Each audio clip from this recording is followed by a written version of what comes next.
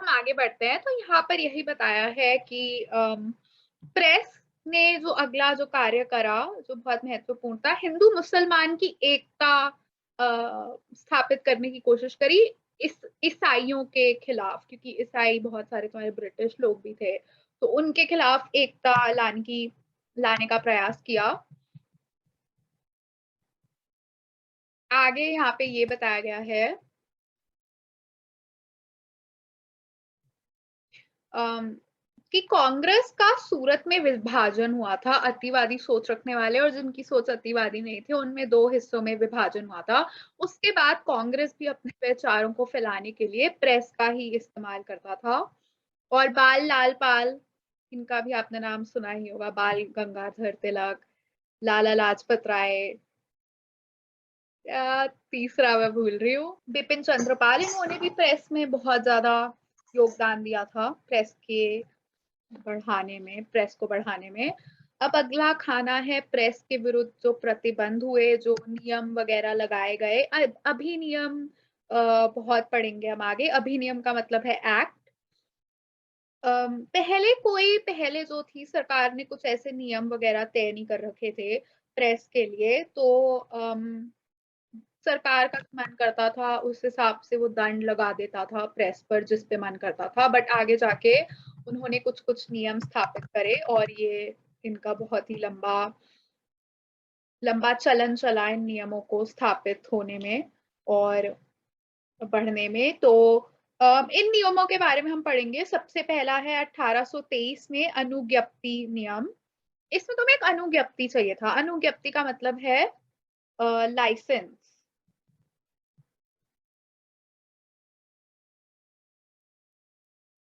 हम एक बताना भूल गई, सबसे पहला है समाचार पत्रों का पत्रेक्षण अधिनियम। तो इसमें एक सेंसर लगा दिया था समाचार पत्रों पे। और इस अधिनियम में ये भी हुआ था, जो एक्ट लगा था, उसमें ये भी हुआ था कि तुम्हें अपना संपादक, मुद्रक, स्वामी, इन सब का नाम बहुत ही ढंग से छापना पड़ता था, ताकि और ज्यादा उन पे नियंत्रण लगा पाए। अगला अब तुम्हारा आता है अनुज्ञप्ति नियम 1823 का, जिसमें तुम्हें ये था कि अगर तुम्हें मुद्रणालय अपना स्थापित करना है, अगर तुम्हें छापने का घर स्थापित करना है, तो उसके लिए तुम्हें अनुमति लेनी पड़ेगी, अनुज्ञप्ति लेनी पड़ेगी, सरकार से तुम्हें अनुमति लेनी पड़ेगी कि तुम उसकी स्थापना कर सकते हो। अम, इस इस इस अधिनियम की वजह से मिरात उल अखबार, एक राम मोहन रॉय का स्थापित द्वारा था, उसको बंद होना पड़ा। अगला अधिनियम है 1835 का, भारतीय समाचार पत्रों की स्वतंत्रता। इससे पत्रों को थोड़ी मुक्ति मिली थी, चार्ल्स मेटकाफ ने लगाया था। 1823 वाले को रद्द कर दिया गया। 1823 का जो भी अनुज्ञप्ति वाला अधिनियम था, उसे रद्द कर दिया गया।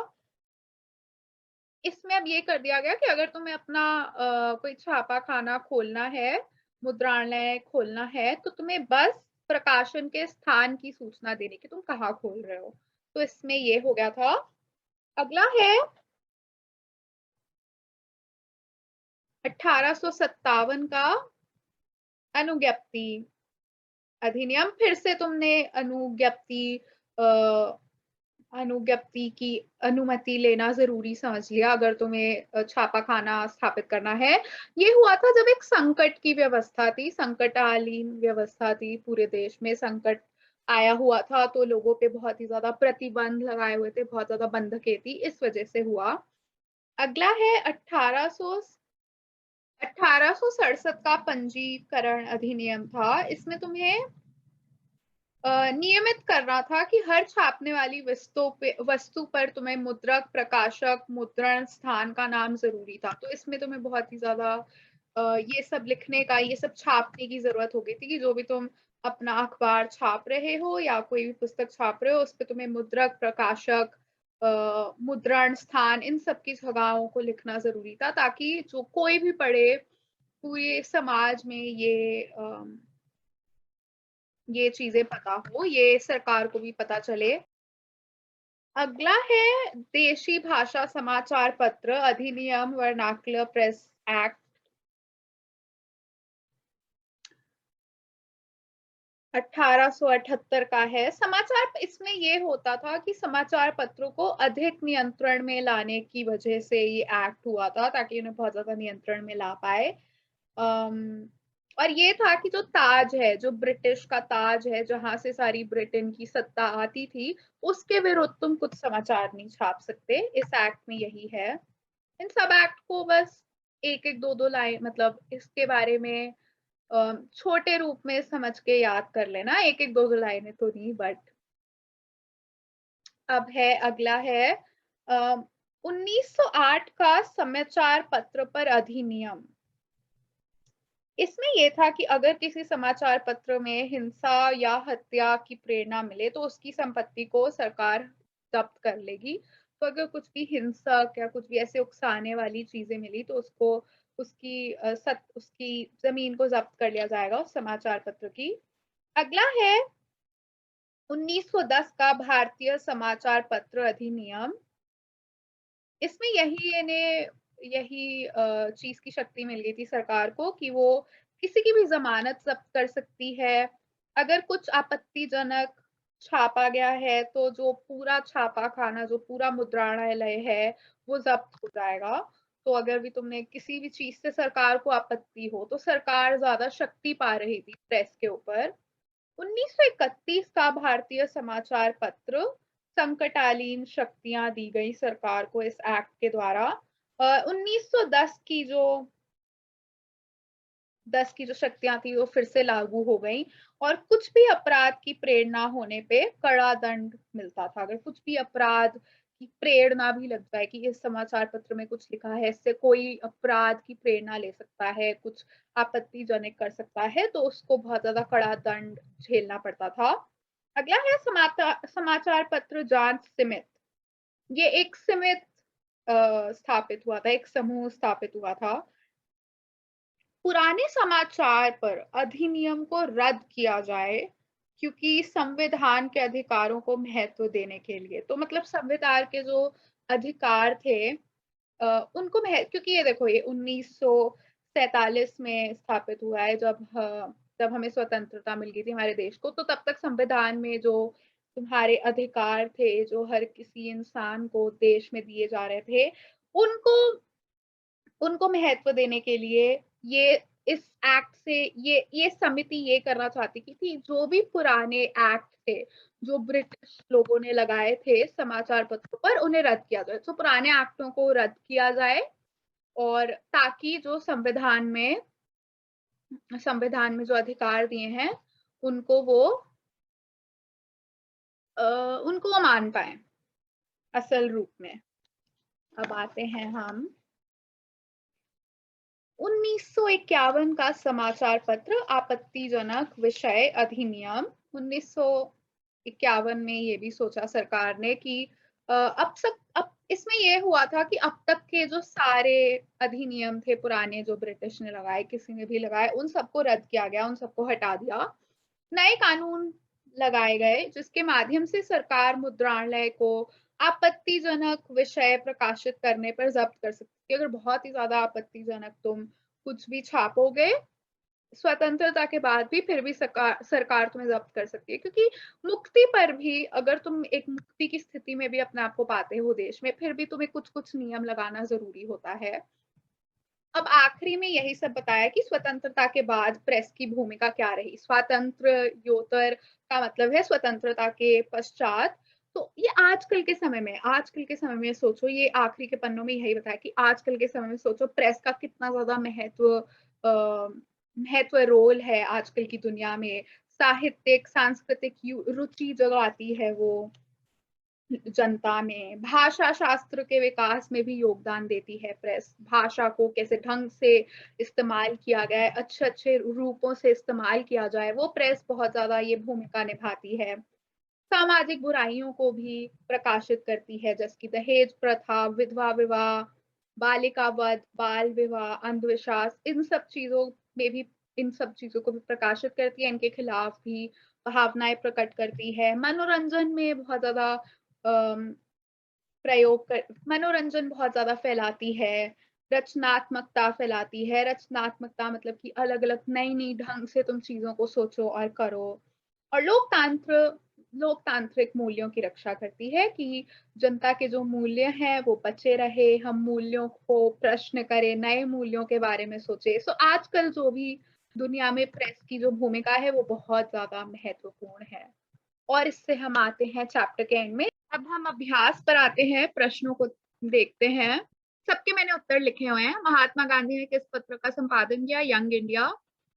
किस पत्र ने रातों रात वर्नाक्युलर प्रेस एक्ट से बचने के लिए अपनी भाषा बदल दी? अमृत बाजार पत्रिका।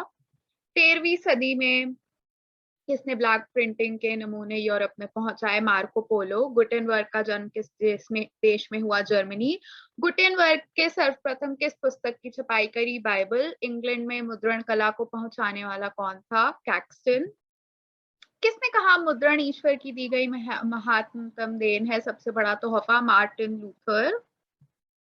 रूसो कहाँ का दार्शनिक था? फ्रांस। विश्व में सर्वप्रथम मुद्रण की शुरुआत कहाँ हुई? चीन। किस देश की सिविल सेवा परीक्षा के चीन। रिक्त स्थानों को भरे। 1904 से 5 के रूस जापान युद्ध में रूस की पराजय हुई। फिरोज शाह मेहता ने बॉम्बे कॉनिकल का संपादन किया। वर्नाकुलर प्रेस एक्ट 1878 ईस्वी में पास किया गया। भारतीय समाचार पत्रों के मुक्तिदाता के रूप में मेटकैफ को विभूषित किया गया। चार्ल्स मेटकैफ। अल हिलाल का संपादन मौलाना आजाद ने किया।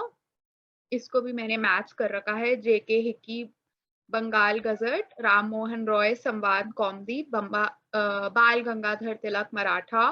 केशव चंद्र सेन सुलभ समाचार। सुरेंद्रनाथ बैनर्जी बंगाली। अब आते हैं थोड़े लंबे लंबे टाइप प्रश्नों पर जिन पे तुम्हें लिखना पड़ेगा थोड़ा। इन सबको मैंने मार्क किया हुआ है। सबसे पहले है एक का क ख छापा खान। छापा खान पे तुम्हें लिखना है, वो यहाँ पे है।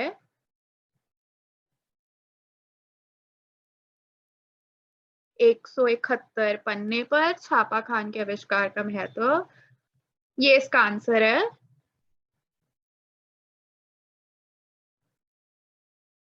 अगला है गुटेनबर्ग बाइबल।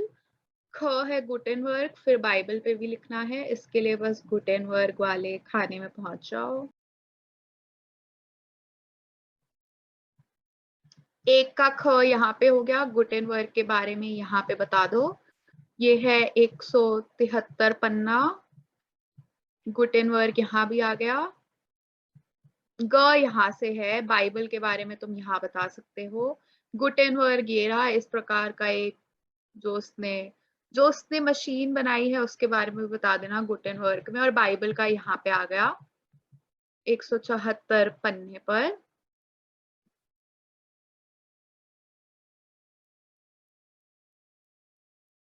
अगला प्रश्न है रेशम मार्ग मराठा यंग इंडिया। तो रेशम मार्ग है, ये है दो घ।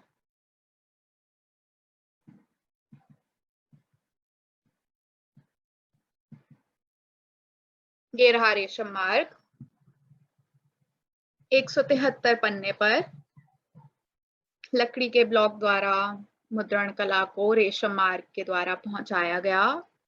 अब आते हैं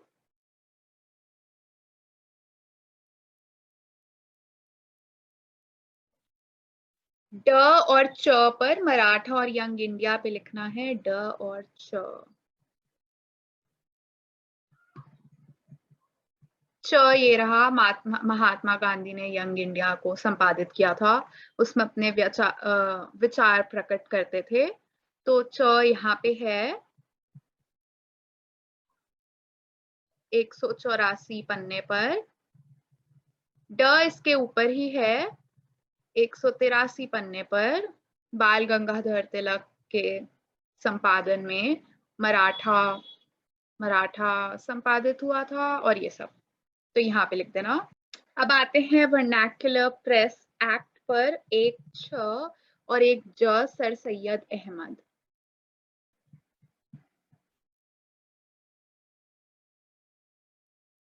एक तो ये रहा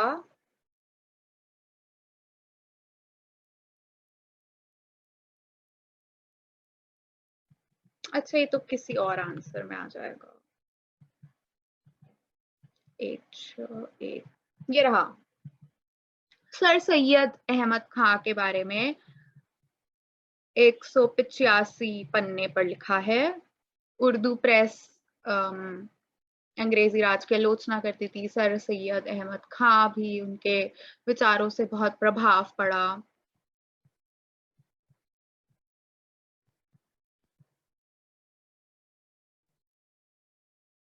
ये रहा वर्नैक्युलर प्रेस एक्ट 1/6। सोम प्रकाश के राष्ट्रवादी विचारों से डरकर वर्नैक्युलर प्रेस एक्ट को लगा दिया गया था। ये है 182 पन्ना।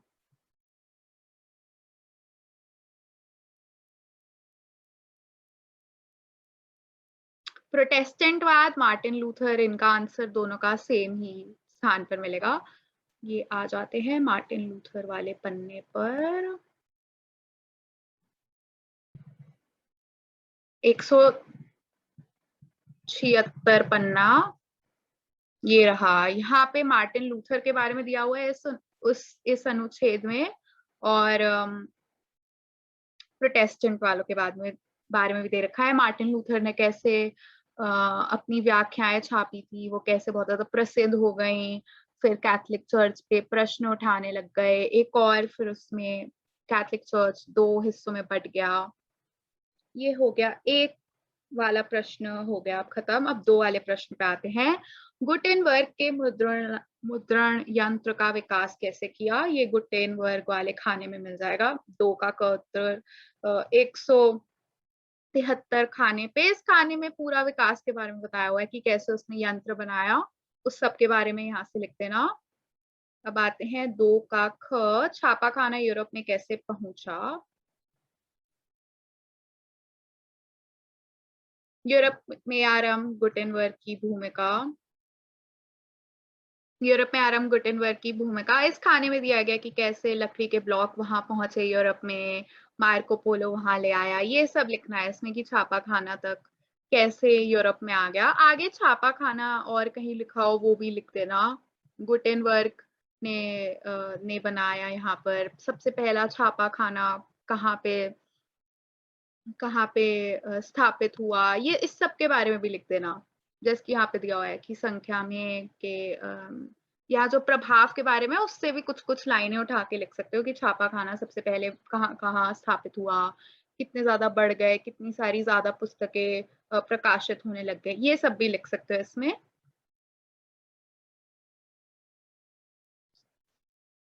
इंक्विजिशन से आप क्या समझ सकते हैं? इसकी जरूरत क्यों पड़ी? 2 का ग।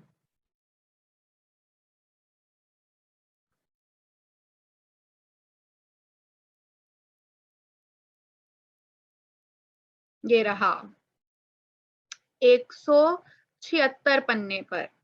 यहाँ पे इंक्विजिशन बताया गया कि कैथोलिक चर्च ने करी थी, क्योंकि उन्हें अपने विरुद्ध वाली आवाजों को दबाना था।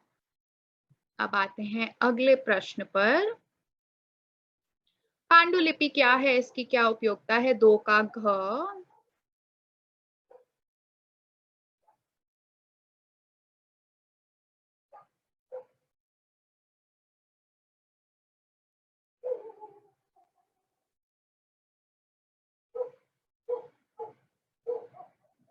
ये रहा 2 का घ।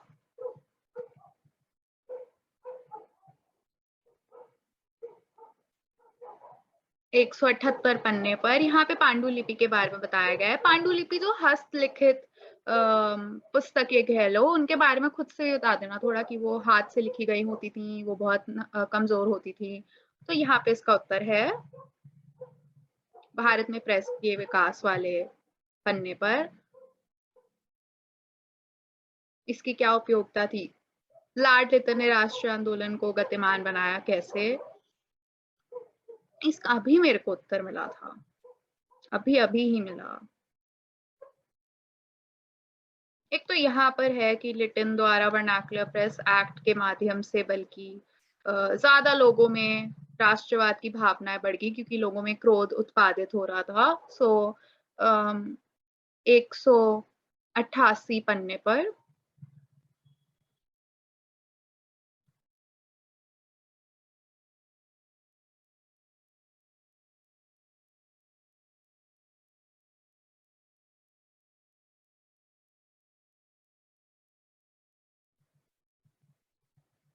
लॉर्ड लिटन, अच्छा ये हो गया। अब आते हैं तीसरे वाले पर। मुद्रण क्रांति के ने आधुनिक विश्व को कैसे प्रभावित किया? ये एकदम लास्ट में जो, एकदम अंत में जो लिखा गया है, ये सब जो है कि भारत की स्वतंत्रता के बाद आजकल मुद्रणालय प्रेस की वजह से क्या क्या हो रहा है, जो तुम मनोरंजन कर सकते हो, भाषा में जो विकास हो रहा है, ये सब इसका उत्तर है। लास्ट के 2 पन्नों पर इसका उत्तर है। अगला प्रश्न है, 19वीं सदी में भारत में प्रेस के विकास को रेखांकित करें। 3 का ख।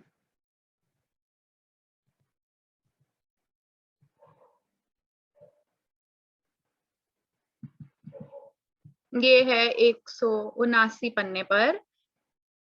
अच्छा नहीं, पहले और भी आगे है ये। सबसे पहले ये सब बताना पड़ेगा। ये है 178 पन्ने पर, 179 पन्ने पर ही ऊपर कि उनका उदय 19वीं सदी में हुआ था, और ये सब बता दिया। यहाँ जो मैंने मार्क किया हुआ है, नीचे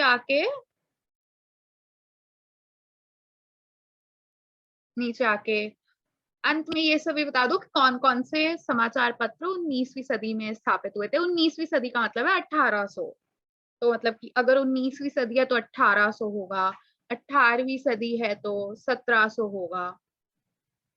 तो ये सब, इन सब का नाम भी लिख देना छोटे रूप में। अब आते हैं आगे। भारतीय प्रेस की विशेषताओं को लिखें। 3 का ग। यहीं पे मैंने मार्क कर रखा था, दिखा था वहीं पे, ये रहा। नहीं, 3 का ग।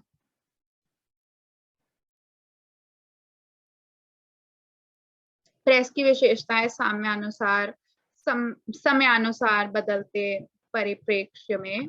ये है 181 पन्ने पर। इस वाले खाने में से इसका उत्तर है कि क्या क्या विशेषताएं थी अलग अलग, वो सब इन सारे इस वाले खाने में से बता देना।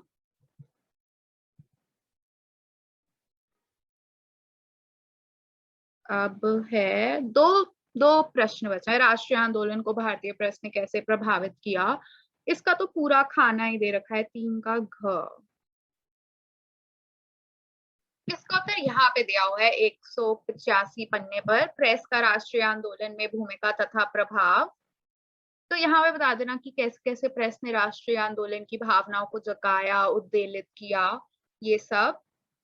अब आते हैं आखिरी प्रश्न पे। मुद्रण यंत्र की विकास यात्रा को रेखांकित करें, आधुनिक स्वरूप में कैसे पहुंचा?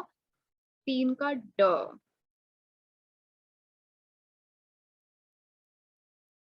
ये रहा 177 पन्ने पर, तकनीकी विकास।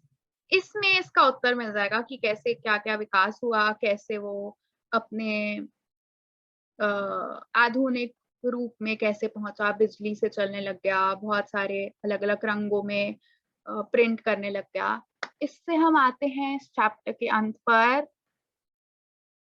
मेरी आशा रहेगी कि आपके एग्जाम्स बहुत अच्छे से जाएं। अच्छे से पढ़ना, ढंग से पढ़ना सब कुछ, और बहुत अच्छे जाएंगे। धन्यवाद।